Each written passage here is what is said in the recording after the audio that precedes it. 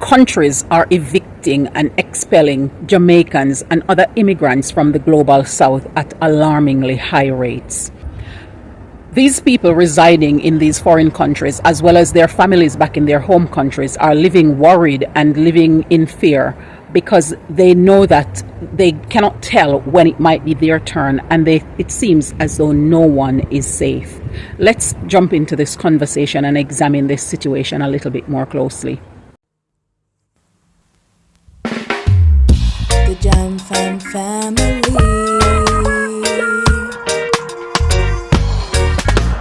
Jam Fam, come hang with me. Yeah. Hello, Wagwan. Pick up yourself, whether you're there yard or you're there abroad. Welcome back to another episode of Life with the Jam Fams. Now, in this video, we're going to be looking at the alarmingly high rate at which Jamaicans and other immigrants from the global south are being expelled and evicted from countries in the global north.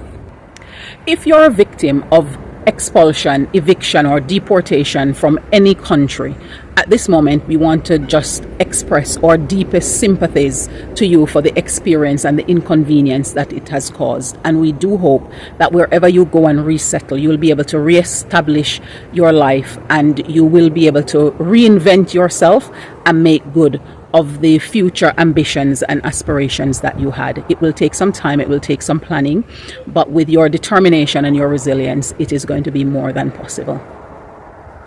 It is such a disappointment that once again, this is the type of conversation we are having, where people are being evicted from countries that they have spent years living in, helping to build the countries up and helping to grow the economy. And then the reward is eviction, deportation, going back to countries where in some of these situations they haven't lived since childhood. They've spent more than 20 years outside of those countries. Many of these people who have been going through this experience has been led to believe the story that these areas with booming economies can provide them with some aspect of being able to realize an ultimate dream and ambition. And they go there and they seek to be able to do so, even losing themselves in the pursuit of the material possessions that they can gain or that they were told were available when they get there. Some people are working so tirelessly, job after job, living paycheck to paycheck. They are working in situations that are out of sync with their biological and circadian rhythm, and it is literally making them ill. And they are doing it because they believe that they are contributing to a society and helping to build a country, only to realize that the thank you that they get or the reward for it is that they are now going to be involuntarily removed from a country that they have come to call their residence, and in some cases their home. It's only recently that we had the mass deportation of so many Windrush generation, and Britain has recently had some immigration updates which indicates that certain visa types will not be able to bring along their spouses with them or their other family dependents. So basically they'll have to travel on their own, be separated from their family to go and work, and return to visit their family at such point in time when they feel that they want to have some quality family life. Some of the other European countries are already paying immigrants monies to be able to vacate their country and go back to their home countries. Canada has recently updated some of its immigration status, where it has reduced the quota of its demand in terms of highly skilled migrants that they are letting into the country.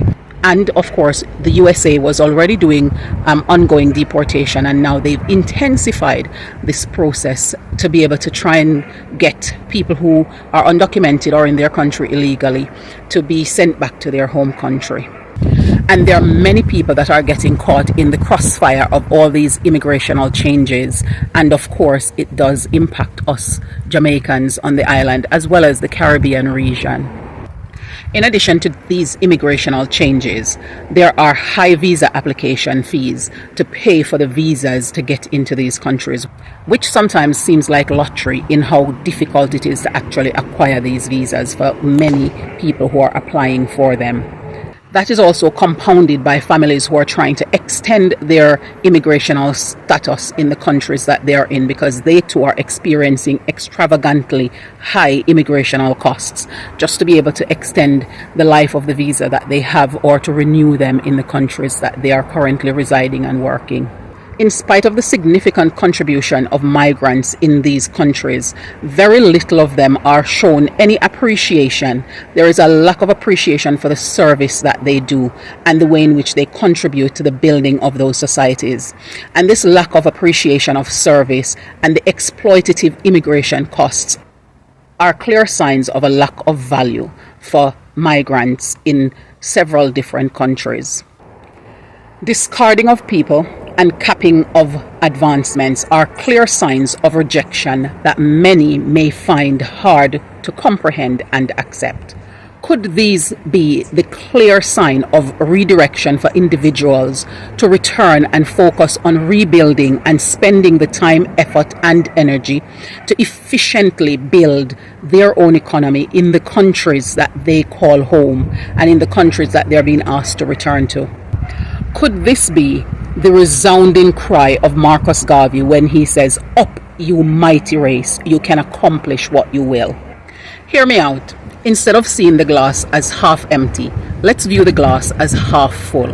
Now, if the glass is half full, it's much more an optimistic view, isn't it? Wherever you're coming from, you have lived experience, you have skills, and landing in a country with many problems to solve and wants and needs that needs to be met.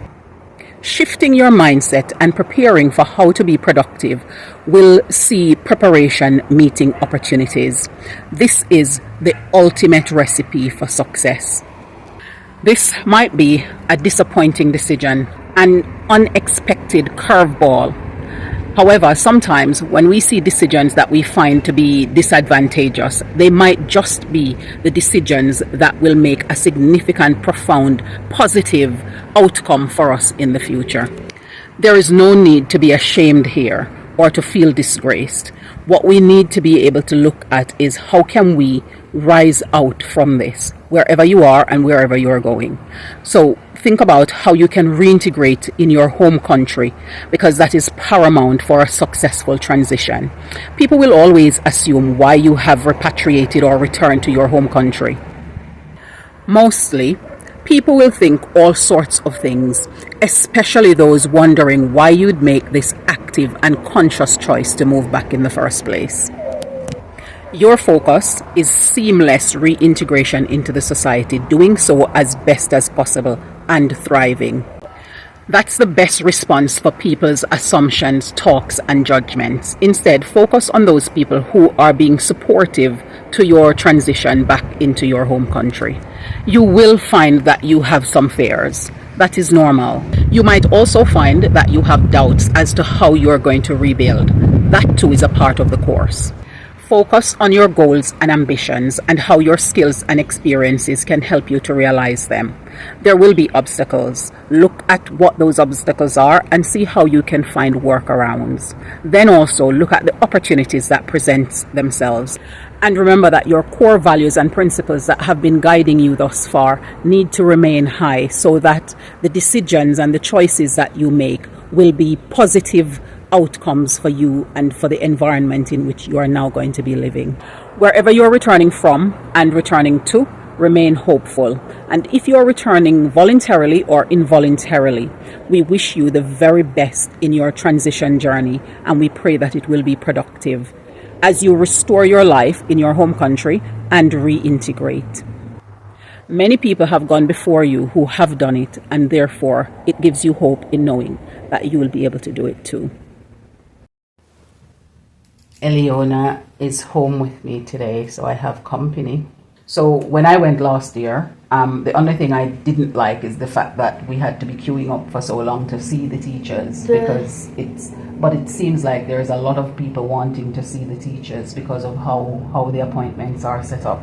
So I feel if they had scheduled appointments in the day rather than just a drop in to see the teacher, it would be better. I think that the worst part was, even though devotions are traditional, the worst part was that I don't really think it needed to be so long, especially since they made it clear that it's brief and it took 1.5 hours.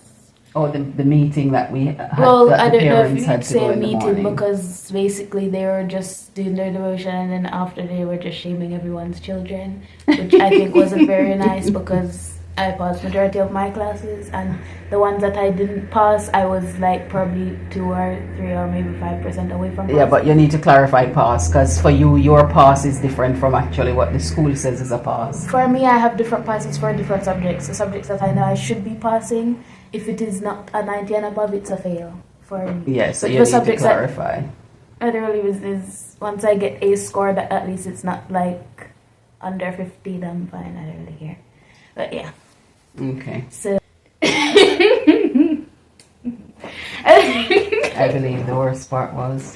I believe that the worst part was disorganization. Because I just think it's poor time management. Yeah, I believe that to improve on it, one, I do agree with you that the meeting could be shorter. I think that succinct instead, as possible. I feel like instead of having a specific time that you're starting, a specific time they finish, you could have like a block time. So you're going to try and finish around instead of a specific time, because when you set a specific time, you're less likely to actually complete that task than if you have a period that you're wanting to finish in. So then people can actually plan around their arrival. So if they feel like coming at that time, and if they don't, then they don't. Yeah. For example, they said that it's starting from 9 to about 10, and I'm not sitting in that other time for so long. Yeah. Again. So obviously then, since they told us that from last time, I don't know if I should actually come at 11, which is after, or if it's going to be stretched past that time until about 12 or 3 o'clock, and then we'll end up coming home after 8. I'm sure it's not going to be that way, but So I like the British exag. I believe that it would be good if we had an appointment slot. But I'm looking forward to it because, it's going to go and hear good news and see how you've performed, and that will be good. they did say that we have to see at least 8 teachers, whether you failed their class or not. So We'll try and do that because last time it was just you need to see. You could choose which teachers you wanted to go and see, but this time you mainly have to choose. But you have to go to the ones you failed. You can go to the other ones, but you have to see the ones that you failed. Yeah, but this time they're saying They say whether they or don't really not care what happened with them. You have to choose 8. you need to see 8. So Because they need the signs or the reports can't be sent up. yeah, so that means we're going to need to be there for longer because last time we just needed the form tutor to sign and then we'd be able to go. And we needed the ticks from the failed teachers If to say that if there was failed, yeah. But which teachers do you think you want to see this year? In terms of subject.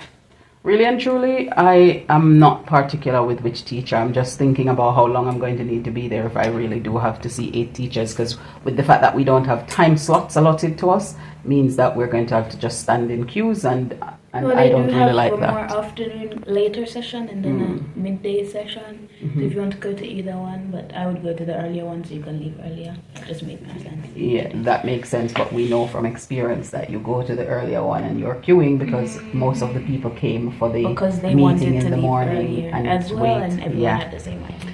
So we'll have to figure out what time we go. Which subject do you want to hear about? I'm going to have to think about it. I know that I want to go to some of the sciences and some of the arts. I'm not particular about maths and English and stuff like that because I'm not bothered about those because I know where your performance lies and stuff like that. Some of the sciences I could probably go do, but mostly I want to go to the other subjects. The ones that don't have to do with your credentials. The ones, exactly. So the ones that I don't have the qualification to teach, judgy. I can go to. I taught this. You should have this in your genes. No, but I wouldn't do that either.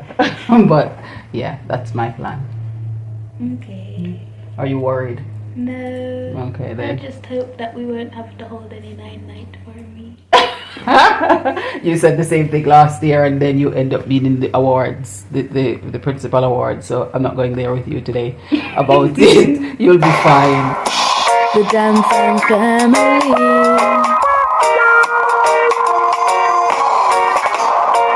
We're living the good life. We're royal, cruising through the West Indies, having fun, enjoying the good life. Jam Fam family, the Jam Fam family, yeah. The Jam Fam family.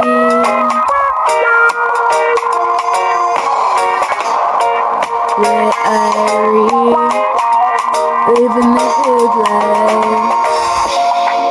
We're royal, cruising through the West Indies, having fun, enjoying the good life.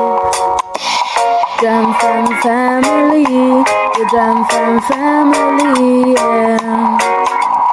Jam Fam, hang with me.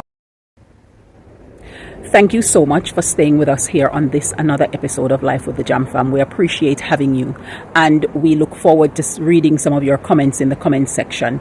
Bye for now, and we look forward to seeing you in the next one.